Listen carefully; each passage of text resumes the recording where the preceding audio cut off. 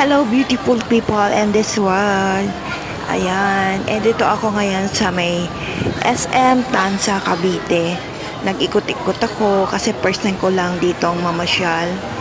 And then, dati kasi sa Taguig ako nakatira. And then napalipat kami dito sa Cavite dahil andito yung aking bunsong kapatid na lalaki na may pamilya na siya at ang aking alaga na ngayon ay may pamilya na rin. So, I need ng help nila kasi nga pangalawang stroke na ng kapatid ko.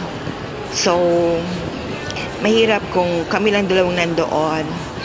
So, ayan, at least ngayon, nakakagala-gala na ako rin.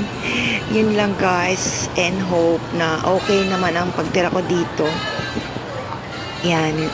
Nag-ikot-ikot ako at mayroon kasi akong hahanapin. Yun lang guys. Thank you for watching and God bless us.